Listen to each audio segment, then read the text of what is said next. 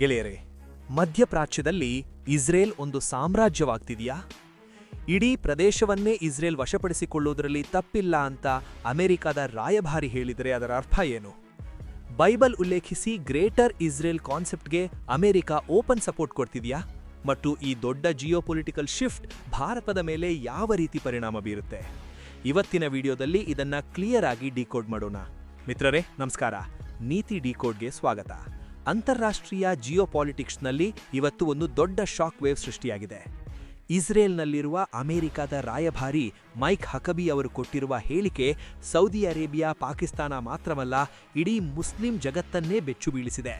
ಅವರು ಹೇಳಿದ್ದೇನು ಅಂದರೆ, ಇಡೀ ಮಧ್ಯಪ್ರಾಚ್ಯವನ್ನೇ ಇಸ್ರೇಲ್ ವಶಪಡಿಸಿಕೊಂಡ್ರೂ ಅದರಲ್ಲಿ ತಪ್ಪೇನಿಲ್ಲ ಅನ್ನೋ ರೀತಿಯ ಮಾತು. ಒಂದು ಇಂಟರ್ವ್ಯೂನಲ್ಲಿ ಮಾತನಾಡ್ತಾ ಮೈಕ್ ಹಕಬಿ ಅವರು ಬೈಬಲ್ ಉಲ್ಲೇಖಗಳನ್ನ ಕೊಡ್ತಾರೆ. ಅವರ ಪ್ರಕಾರ ನೈಲ್ ನದಿಯಿಂದ ಯೂಫ್ರಟೀಸ್ ನದಿವರೆಗೆ ಇರುವ ಭೂಮಿ ಇಸ್ರೇಲ್ದೇ. ಇದರಿಂದ ಈಗ ದೊಡ್ಡ ಪ್ರಶ್ನೆ ಎದ್ದು ಬರ್ತಿದೆ. ನಂಬರ್ 1, ಗ್ರೇಟರ್ ಇಸ್ರೇಲ್ ಪರಿಕಲ್ಪನೆಗೆ ಅಮೆರಿಕ ಅಧಿಕೃತ ಬೆಂಬಲ ಕೊಡ್ತಿದೆಯಾ? ಇದು ಕೇವಲ ಹಕಬಿ ಅವರ ಪರ್ಸನಲ್ ಒಪಿನಿಯನ್ನ ಅಥವಾ ಡೊನಾಲ್ಡ್ ಟ್ರಂಪ್ ಆಡಳಿತದ ಭವಿಷ್ಯದ ಅಜೆಂಡಾನ? ಜಿಯೋಪೊಲಿಟಿಕಲ್ ಎಕ್ಸ್ಪರ್ಟ್ಸ್ಗಳು ಈಗ ಇದೇ ಪ್ರಶ್ನೆ ಕೇಳ್ತಿದ್ದಾರೆ. ಗ್ರೌಂಡ್ ರಿಯಾಲಿಟಿ ನೋಡಿದ್ರೆ ಇಸ್ರೇಲ್ ಈಗಾಗಲೇ ಗಾಜಾ ಪಟ್ಟಿಯನ್ನ ಬಹುತೇಕ ತನ್ನ ಕಂಟ್ರೋಲಿಗೆ ತೆಗೆದುಕೊಂಡಿದೆ. ಇದರ ಬೆನ್ನಲ್ಲೇ ವೆಸ್ಟ್ ಬ್ಯಾಂಕ್ ಪ್ರದೇಶದಲ್ಲಿ ಭೂ ನೋಂದಣಿ ಪ್ರಕ್ರಿಯೆ ಶುರು ಮಾಡಿದೆ. ವಿಶ್ವಸಂಸ್ಥೆ, ಭಾರತ ಸೇರಿ 100ಕ್ಕೂ ಹೆಚ್ಚು ದೇಶಗಳು ಇದನ್ನ ಖಂಡಿಸಿದ್ರೂ ಪ್ರಧಾನಿ ನೆತನ್ಯಾಹು ಮಾತ್ರ ಇದರ ಬಗ್ಗೆ ಜಾಸ್ತಿ ತಲೆ ಕೆಡಿಸಿಕೊಂಡಿಲ್ಲ.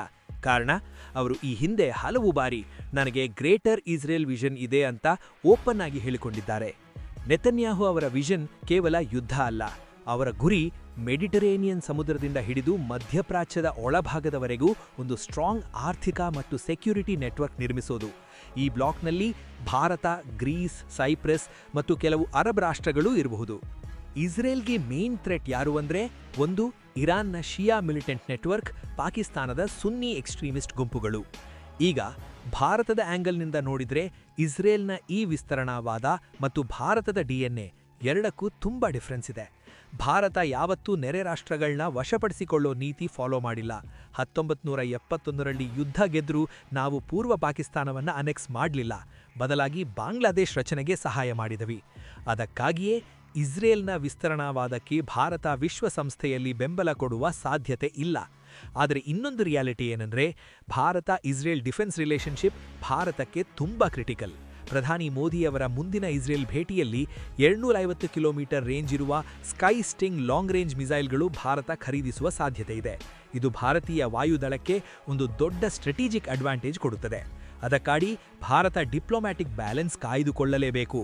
ಡೊನಾಲ್ಡ್ ಟ್ರಂಪ್ ಅವರ ಸಪೋರ್ಟರ್ಸ್ಗಳಲ್ಲಿ ಕ್ರಿಶ್ಚಿಯನ್ ಇವಾಂಜೆಲಿಕಲ್ ಗ್ರೂಪ್ಸ್ಗಳು ದೊಡ್ಡ ಪಾತ್ರ ವಹಿಸ್ತವೆ. ಇವರು ಧಾರ್ಮಿಕ ಕಾರಣಗಳಿಂದ ಇಸ್ರೇಲ್ ವಿಸ್ತರಣೆಯನ್ನ ಫುಲ್ ಸಪೋರ್ಟ್ ಮಾಡ್ತಾರೆ. ಇದೇ ಕಾರಣಕ್ಕೆ ಅಮೆರಿಕದ ಫಾರಿನ್ ಪಾಲಿಸಿಯಲ್ಲಿ ಇಸ್ರೇಲ್ ಪರವಾದ ಸ್ಟ್ರಾಂಗ್ ಸ್ಟ್ಯಾಂಡ್ ಕಾಣಿಸ್ತಿದೆ. ಮಧ್ಯಪ್ರಾಚ್ಯದಲ್ಲಿ ಇಸ್ರೇಲ್ ಒಂದು ಡಾಮಿನೆಂಟ್ ಪವರ್ ಆಗಿ ಬೆಳೆಯೋದು ಅಮೆರಿಕದ ಸ್ವಂತ ಹಿತಾಸಕ್ತಿಗೂ ಸೂಟಾಗ್ತಿದೆ. ಈ ಬೆಳವಣಿಗೆಯಿಂದ ಸೌದಿ ಅರೇಬಿಯಾ, UAE ಹೀಗಿರುವ ದೇಶಗಳು ತೀವ್ರವಾಗಿ ಕಳವಳಗೊಂಡಿವೆ. ಪಾಕಿಸ್ತಾನ ಈಗಾಗಲೇ ಮೈಕ್ ಹಕಬಿ ಅವರ ಹೇಳಿಕೆಯನ್ನ ಕಠಿಣವಾಗಿ ಖಂಡಿಸಿದೆ. ಮಧ್ಯಪ್ರಾಚ್ಯದ ಮ್ಯಾಪ್ ಅನ್ನೇ ಬದಲಾಯಿಸುವ ಈ ಪ್ಲಾನ್ ಮತ್ತೊಂದು ದೊಡ್ಡ ಯುದ್ಧಕ್ಕೆ ಕಾರಣವಾಗಬಹುದಾ ಅನ್ನೋ ಭಯ ಇಡೀ ಜಗತ್ತನ್ನ ಕಾಡ್ತಿದೆ. ಇನ್ನು ಮುಂದೆ ಇರಾನ್ ಮೇಲೆ ಇಸ್ರೇಲ್ ಅಟ್ಯಾಕ್ ಮಾಡುವ ಸಾಧ್ಯತೆಯೂ ಹೆಚ್ಚಾಗಿದೆ. ಈ ಎಲ್ಲ ನಡುವೆ ಭಾರತ ತನ್ನದೇ ಆದ ಸ್ಟ್ರಾಟಜಿಕ್ ಮೂವ್ ಮಾಡ್ತಿದೆ. IMEC ಕಾರಿಡಾರ್ ಮೂಲಕ ಇಸ್ರೇಲ್ ಮತ್ತು ಅರಬ್ ರಾಷ್ಟ್ರಗಳ ಮಧ್ಯೆ ಒಂದು ಆರ್ಥಿಕ ಸೇತುವೆ ನಿರ್ಮಿಸುವ ಪ್ರಯತ್ನ. ನವದೆಹಲಿಯಲ್ಲಿ ನಡೆದ AI ಇಂಪ್ಯಾಕ್ಟ್ ಸಮಿಟ್ನಲ್ಲಿ 89 ದೇಶಗಳು ಭಾರತದ ದೃಷ್ಟಿಕೋನಕ್ಕೆ ಬೆಂಬಲ ನೀಡಿರೋದು ಭಾರತದ ದೊಡ್ಡ ಡಿಪ್ಲೊಮ್ಯಾಟಿಕ್ ವಿಕ್ಟರಿ. ಇಸ್ರೇಲ್ ಮುಸ್ಲಿಂ ರಾಷ್ಟ್ರಗಳ ಸಂಘರ್ಷದ ನಡುವೆ ಭಾರತದ ಪಾತ್ರ ಇನ್ನೂ ಹೆಚ್ಚು ನಿರ್ಣಾಯಕವಾಗ್ತಿದೆ.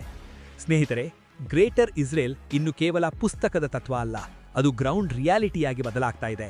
ಇದು ಮಧ್ಯಪ್ರಾಚ್ಯ ಮಾತ್ರವಲ್ಲ, ಇಡೀ ಜಗತ್ತಿನ ಪವರ್ ಈಕ್ವೇಷನ್ನೇ ಬದಲಾಯಿಸಬಹುದು. ನಂಬರ್ 1, ಈ ವಿಸ್ತರಣಾವಾದದ ಬಗ್ಗೆ ನಿಮ್ಮ ಅಭಿಪ್ರಾಯ ಏನು?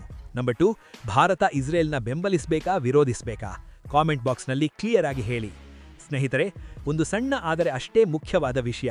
ನಮ್ಮ ಅಂಕಿಅಂಶಗಳ ಪ್ರಕಾರ ವಿಡಿಯೋ ನೋಡುವ ನಿಮ್ಮಲ್ಲಿ ಬಹಳಷ್ಟು ಮಂದಿ ಇನ್ನೂ ಸಬ್ಸ್ಕ್ರೈಬ್ ಮಾಡಿಲ್ಲ. ಈ ಒಂದು ಚಾನೆಲ್ನ ಹಿಂದೆ 7 ಜನರ ತಂಡದ ಹಗಲು ರಾತ್ರಿ ಪರಿಶ್ರಮ ಇದೆ. ನಮ್ಮ 7 ಕುಟುಂಬಗಳ ಜೀವನದ ಬಂಡಿ ಸಾಗುತ್ತಿರುವುದು ನಿಮ್ಮ ಈ ಪ್ರೀತಿ ಮತ್ತು ಬೆಂಬಲದಿಂದ. ನೀವು ನೀಡುವ ಆ 1 ಸೆಕೆಂಡಿನ ಸಬ್ಸ್ಕ್ರೈಬ್ ನಮಗೆ ಕೇವಲ ಸಂಖ್ಯೆಯಲ್ಲ, ಅದು ನಮ್ಮ ಮುಂದಿನ ಹೊಸ ವಿಷಯಗಳ ಸಂಶೋಧನೆಗೆ ಸಿಗುವ ದೊಡ್ಡ ಬೂಸ್ಟ್. ದಯವಿಟ್ಟು ಸಬ್ಸ್ಕ್ರೈಬ್ ಮಾಡಿ, ನಮ್ಮ ಬೆಂಬಲಕ್ಕೆ ನಿಲ್ಲಿ. ವಿಡಿಯೋ ಇಷ್ಟ ಆದರೆ ಲೈಕ್ ಮಾಡಿ, ಶೇರ್ ಮಾಡಿ. ಜೈ ಹಿಂದ್, ಜೈ ಕರ್ನಾಟಕ ಮಾತೆ.